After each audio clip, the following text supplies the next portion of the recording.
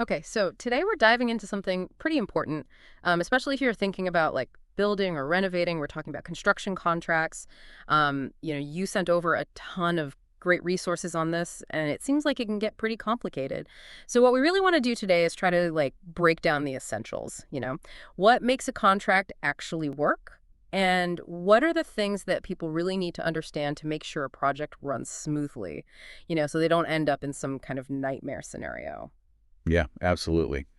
Contracts, they're more than just a formality. They're really the foundation, the backbone of the entire construction process. They lay out all the expectations, the responsibilities, who does what, when they do it, and how much it all costs. Right. So it's almost like a roadmap for the whole project, right?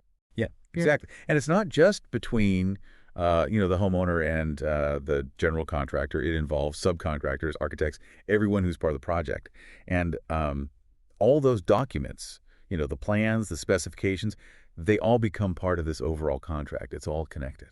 Okay, so it's like this whole like web of agreements that holds everything together. Precisely. So now I think a lot of people, when they hear the word contract, they kind of, they think about lawyers and legal jargon. But for, everyday people, like, why should they care about this stuff? What's the real world impact of getting this right? Well, imagine you're finally getting that kitchen renovation you've always wanted, right? You've got this vision, this timeline, and most importantly, a budget. The contract is what makes all of that real, makes it legally binding. Right. So it's like it's the thing that protects both sides, right? And make sure the homeowner gets what they paid for and the contractor actually gets paid. Exactly. It ensures that everyone's on the same page from the beginning. So you, as the homeowner, you're relying on the contractor to, deliver that beautiful new kitchen on time and within budget. And the contractor, well, they need to know they're going to get paid for their work. And the contract spells all of that out. Right, right. And, let's be real, sometimes things go wrong, right? Maybe there's a delay or the materials aren't right or, something comes up that wasn't planned for. So what happens then? Well, that's where the legal framework of the contract comes in. If one side doesn't hold up their end of the bargain, if there's what we call a breach of contract, then the other side has some recourse. They can, try to resolve it amicably, or they might have to take legal action. Okay, so nobody wants it to get to that point, right? But the contract is like, it's kind of like the safety net, right? It's there if things go sideways. Exactly. It outlines the procedures for how to handle disputes, so it's not just a free-for-all. Right, right. So we've talked about what a contract does, but what actually makes a construction contract valid in the first place? Like, what are the absolute must-haves? Well, you can't just, scribble something on a napkin and call it a contract. There are some key elements that have to be there, and the first one is what we call mutual agreement. Mutual agreement. So that sounds pretty basic, like everyone just has to agree, right? But I'm guessing it's a little more complicated than that.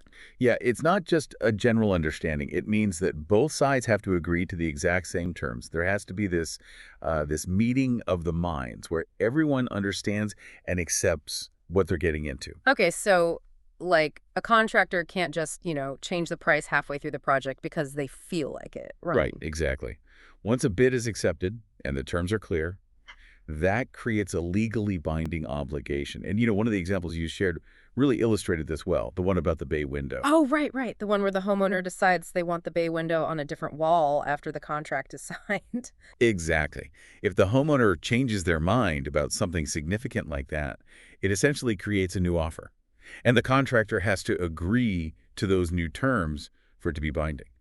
They can't be forced to stick to the original agreement if the fundamental details have changed. That makes sense. So mutual agreement, it's all about clarity and everyone being on the same page from the start. Okay, so what's the next key element? The second one is capacity. And this is a bit tricky because, in construction, we often talk about capacity in terms of like how much work a contractor can handle. Hmm. But in contract law, it has a different meaning. It refers to the legal and mental ability of each party to understand and enter into the agreement. Oh, okay. So it's like, are they actually capable of making this decision? Like, are they of sound mind and legally allowed to sign a contract? Exactly. The law recognizes that certain individuals might not have this capacity, like minors, people who are mentally incapacitated, or someone who's so intoxicated they can't understand what they're agreeing to. Right, right. And there was that example in one of the sources, the one about the elderly homeowner. Yeah, the one where the homeowner seemed confused and kept changing their mind about the Yeah. renovations. Even if the contractor did all the work, if it turns out the homeowner didn't have the mental capacity to understand the contract, the court might not enforce it. Wow, so the contractor could end up losing a lot of money, even though they did the work. Right.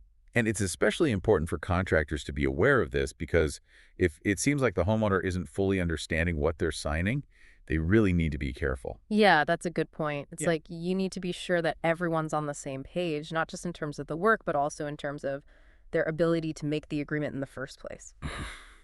Okay, so we've got mutual agreement, capacity. What's next? The third essential element is consideration. Consideration. Okay, I'm going to guess that this doesn't mean like being polite and holding the door open for each other. No, no. In contract law, consideration means something of value that's exchanged between the parties. It's the benefit that each side gets from the agreement. Okay, so like in a construction contract, the homeowner gets their house built or renovated, and the contractor gets paid. That's the consideration, right? Precisely. And the courts generally don't care about whether the value is equal on both sides. What matters is that there's something of value being exchanged. You share that example about the church fence, and that really highlights this. Oh, right. The one where the contractor offers to build a fence for free? Yeah. In that case, there's no consideration from the church's side, so there's no legally binding contract. Even if the fence falls apart the next day, the church can't really do anything because they didn't give anything in return for the contractor's promise. Right, because the contractor didn't get anything out of the deal. But then the source said that even a small payment, like $1, could change that, right? Exactly. Even a tiny amount of money creates consideration and makes the contract enforceable. It shows that both sides are getting something out of the agreement. Okay, so it's not about the amount. It's about the fact that there's an exchange of something valuable, however small. Interesting. Okay, so what's the fourth and final element? The fourth one is lawfulness. And this one's pretty straightforward. The purpose of the contract has to be legal. You can't enforce a contract for something that's against the law. Right, so like you can't have a contract to build a meth lab. Exactly. And one of the examples you found talked about building an oversized structure without a permit, violating zoning laws. Right, if a contractor builds something that's not allowed, they might not get paid, even if they did the work. Precisely. The contract is invalid if its purpose is illegal. And another important aspect of lawfulness in construction is licensing. Oh, right, that was mentioned in one of the chapters you sent. So, like, if a contractor isn't licensed to do a certain type of work, the contract could be unenforceable. Exactly. Even if they complete the project perfectly, they might not have the legal right to get paid if they weren't supposed to be doing that work in the first place. So both the project itself and the people doing the work have to be on the right side of the law. Okay, so we've covered all four elements: mutual agreement, capacity, consideration, and lawfulness. These are like the four pillars of a construction contract. Absolutely. And if even one of these elements is missing, the whole contract could fall apart. Yeah, so it's not just about avoiding lawsuits. It's about making sure the project is set up for success from the very beginning. Exactly.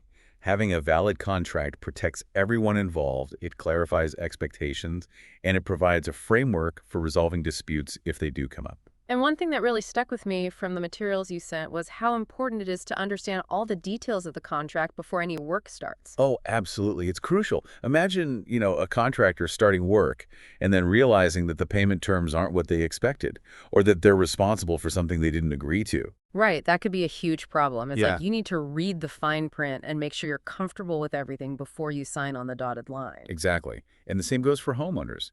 You need to understand what you're agreeing to, what your responsibilities are, and what happens if things don't go according to plan. Right. So the contract is like, it's kind of like the rule book for the whole project.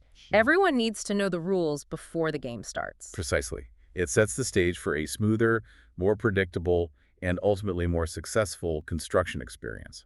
Okay, so just to recap everything we've talked about today. Construction contracts, they're the legal foundation of any building project. To be valid, they need mutual agreement, capacity, consideration, and lawfulness. Exactly. And understanding these four elements is crucial for both homeowners and contractors. Right. And the bottom line is read the contract carefully, make sure you understand everything, and don't be afraid to ask questions if something isn't clear. Absolutely. Knowledge is power. especially when it comes to something as important as a construction contract. Okay, so here's a final thought for our listeners. Think back to any agreement you've ever made, big or small. Did it have all four of these essential elements? And if not, what could have happened? Really reflecting on these principles can help you make smarter decisions and avoid potential problems in the future. Thanks for joining us on this deep dive.